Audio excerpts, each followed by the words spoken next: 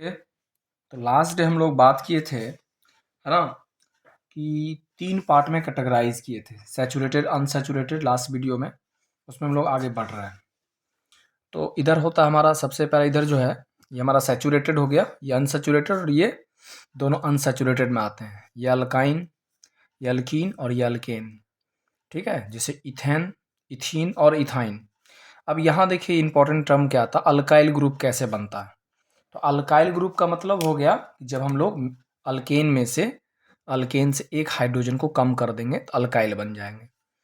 तो अल्केन से जब एक हाइड्रोजन कम होता है तो अल्काइल, जैसे CH4 मीथेन हो गया तो एक कम हो जाएगा तो क्या हो जाएगा, मिथाइल। उसी प्रकार से ईथेन से एक कम तो इथाइल, प्रोपेन से एक कम तो प्रोपाइल। और अल्केन का जनरल फार्मूला क्या होता है, CnH2n, है ना, +2। यहाँ देखिए लिखा हुआ है CnH2n +2, उसमें से एक हाइड्रोजन जब कम हो जाएगा तो CnH2n +1 हो जाएगा, और ये Ane हटाकर वहाँ Yl लगा दिया जाएगा। ठीक है, चलिए नेक्स्ट है identify the saturated and unsaturated. आपको इस प्रकार से गिवन रहेगा, इसमें आपको पता करना होगा सैचुरेटेड है या फिर अनसैचुरेटेड है। CH4 देखिए, जितना कार्बन हो उसका दुगुना कीजिए, दुगुना से अधिक दिखे हाइड्रोजन तो क्या हो जाएगा, सैचुरेटेड। और दुगुना से कम दिखा, दुगुना या दुगुना से ट्वाइस या उससे कम रहा तो अनसैचुरेटेड। चेक कीजिए, 3 दूना 6 क्या हो जाएगा सर, अनसैचुरेटेड। 2 दूना 4 अनसैचुरेटेड। 3 दूना 6 उससे कम हाइड्रोजन है ना, अनसैचुरेटेड। 2 दूना 4 उससे कम है, अनसैचुरेटेड। 2 दूना 4 उससे अधिक है तो सैचुरेटेड, उससे अधिक है तो सैचुरेटेड। तो ये दोनों सैचुरेटेड हो गया और इधर का जितना भी है सब क्या हो गया, अनसैचुरेटेड। मान लिया जाए आपको इसमें कह दे कि नहीं, हमें क्या है कि अल्कीन और अल्काइन भी पता करना है। तो देखिए 2 दूना 4 उससे कम है तो YNE, और दुगुना रह जाए तो ENE हो जाएगा। 3 दूना 6 उससे कम है तो YNE। 2 दूना 4 ये क्या हो गया, ENE। 3 दूना 6 ENE। ठीक है, नेक्स्ट अब यहाँ पर कुछ हम सवाल दिए कि जैसे 3 कार्बन हो और हमें अल्केन, अल्कीन, अल्काइन तीनों में आपको बताना होगा। तो उसके लिए हम एक रफ वर्क करके बता दें कि जैसे कार्बन बोला जा रहा है हमारे पास 3 होना चाहिए, कार्बन का नंबर N हमको 3 रखा है। तो कार्बन 3 हो तो तीनों में फार्मूला बताना है। तो जब कार्बन 3 रखिएगा तो हाइड्रोजन कितने होंगे थे, 3 दूना 6, उसमें 2 जोड़ दीजिए 8। कार्बन 3 तो हाइड्रोजन कितना हो जाएगा 6 ENE के लिए, ये हो गया ANE के लिए। और YNE के लिए क्या हो जाएगा सर, कार्बन यदि 3 है तो हाइड्रोजन हो जाएगा 3 दूना 6, उसमें से 2 कम हो जाएगा तो कितना हो जाएगा सर, 4 हो जाएगा। ठीक है सर, तो जितना कार्बन उसका दुगुना कीजिए, दुगुना करके जैसे ही हम लोग देखते हैं कि ट्वाइस है तो ENE। तो देखिए कार्बन तीनों ही केस में 3 है। अब कभी कभी आपको हाइड्रोजन के लिए कह देगा, है कि नहीं, तो वही हम यहाँ समझाए हैं कि जब कार्बन आपको कह दिया 3 तो इस प्रकार से हम फाइंड कर सकते हैं। अब हाइड्रोजन 10 बोल दिया है तो तीनों के लिए आपको बताना होगा कि हाइड्रोजन आपको 10 ही रखना है। तो हाइड्रोजन देखिए 10 है, तो जब 10 है तो इस कंडीशन में क्या करना होगा कि हाइड्रोजन को सर 10 रखना है, तो उसका आधा कार्बन हो जाएगा तो ENE। इधर क्या हो जाएगा सर, हाइड्रोजन तो आपको 10 ही रखना है तो कार्बन हो जाएगा 4, हाइड्रोजन आपको 10 ही रखना है तो कार्बन हो जाएगा 6। 6 दूना 12, उसमें से 2 कम, ये दुगुना हो गया और ये दुगुना से 2 अधिक। ठीक है, इसका नाम पूछ देगा, क्या नाम बोल दीजिए, ब्यूटेन, इसका पेंटीन, इसका हेक्साइन। नेक्स्ट अब साइक्लिक की बात करें, जहाँ पर एक एंड दूसरे एंड से जुड़ जाता है उसे साइक्लिक हाइड्रोकार्बन्स नाम देते हैं। और साइक्लिक हाइड्रोकार्बन कहाँ से स्टार्ट होता है सर, 3 कार्बन से।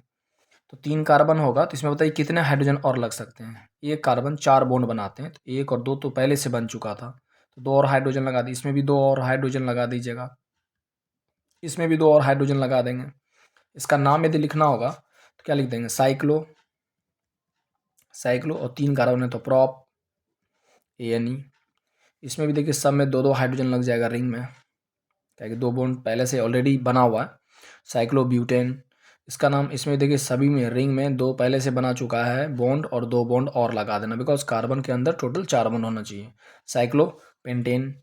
इसमें देखिए फिर रिंग में आपको सभी में 2 हाइड्रोजन लगा देना होगा। ठीक है सर, अब इसके बाद क्या है सर, इसका नाम है साइक्लोहेक्सेन।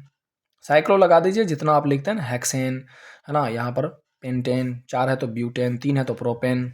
अब उसी का डॉट स्ट्रक्चर यदि आपको बनाने के लिए दे दे तो डॉट में देखिए क्या है, हर एक कार्बन के चारों तरफ आपको 8 डॉट होना चाहिए, एक टोटल 4 बॉन्ड बनते हैं तो 8 आपको डॉट्स टोटल होने चाहिए, है कि नहीं। तो इस प्रकार से आप काउंट करके देख सकते हैं। बेंजीन एक स्पेशल स्ट्रक्चर होता है सर, बेंजीन को समझ लीजिए।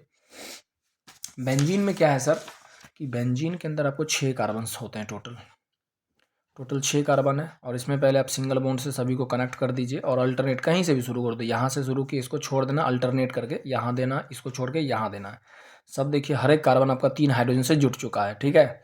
तो सब में एक एक हाइड्रोजन को आपको अटैच कर देना ताकि वैलेंसी सेटिस्फाई कर दीजिए, नहीं तो केमिस्ट्री शर्मा जाएगी, ठीक है। कार्बन के अंदर 4 बॉन्ड होने चाहिए, 1 2 3 4, 1 2 3 4, 1 2 3 4, सब में 4 4 पुड़ गया, ठीक है। नेक्स्ट, अब आगे चलें। अब यहाँ से आता है आयुपैक, जिसका पूरा नाम होता है international union of pure and applied chemistry. आपको गिनती मालूम ही होगा, 1 कार्बन को मिथ, 2 को इथ, 3 को प्रॉप, 4 को ब्यूट, 5 को पेंट, 6 को हेक्स, 7 को हेप्ट, 8 को ऑक्ट, 9 को नोन, 10 को है ना डैक। 10 कार्बन हो तो डैक बोलते हैं। अब ये नहीं आप लोग मंथ का नाम समझ लीजिए, दिसंबर नवंबर अक्टूबर नहीं, ठीक है। चलिए, सिंगल बॉन्ड होगा तो ANE जोड़ देना होगा, डबल बॉन्ड होगा तो ENE जोड़ देना होगा, ट्रिपल बॉन्ड होगा YNE जोड़ देना है, ठीक है सर। जैसे यहाँ कितना कार्बन दिख रहा है आपको, 1, तो मिथ लिखा, सिंगल बॉन्ड चारों ओर दिख रहा है, ANE लगा देना। 2 कार्बन है। अच्छा, यहाँ पर एक चीज़ हम समझाना चाहेंगे, ये हुआ स्ट्रक्चर फार्मूला जो आप दिखाते हैं, और इसी को शॉर्ट में जो लिखते हैं उसको बोलते हैं, जैसे यहाँ देखिए हम अंडरलाइन करके बता दिए, ये हुआ कंडेंस्ड फार्मूला, ठीक है।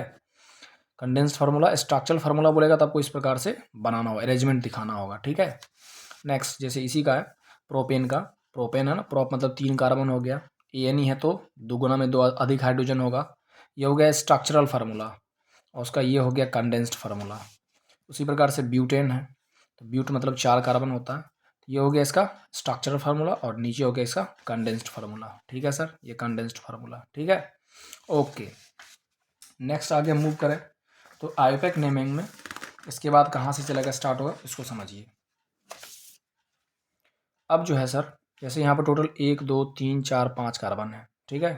तो 5 कार्बन, हाइड्रोजन 12 हो गए, तो पेंट ANE, ये कॉमन नेम लिखा हुआ एन पेंटेन, नॉर्मल पेंटेन। यदि पूरा स्ट्रेट चेन हो, कहीं पर कोई ब्रांच ना हो तो नॉर्मल यूज़ करते हैं, ठीक है। एन पेंटेन मतलब नॉर्मल पेंटेन। ओके, ये इसका कंडेंस्ड फार्मूला आ गया, ये जो लिखा हुआ है कंडेंस्ड। यहाँ देखिए कितने हाइड्रोजन दिख रहे हैं आपको, 3 CH3, इतना दूर क्या दिखा आपको, CH2 CH2 CH2 CH3, ठीक है। ओके, अब आयुपैक के अंदर हम लोग नॉमेनक्लेचर को थोड़ा समझेंगे। सबसे पहला काम क्या होगा, आपको लॉन्गेस्ट कार्बन चेन को सेलेक्ट कर लीजिए, जिसको आप पेरेंट चेन बोलते हैं। फिर नंबर, कम से कम आपको सब्स्टिट्यूएंट को नंबर देना होता है, जो छूट जाता है उसको सब्स्टिट्यूएंट बोलते हैं, ठीक है। उसको लेस नंबर मिलना चाहिए।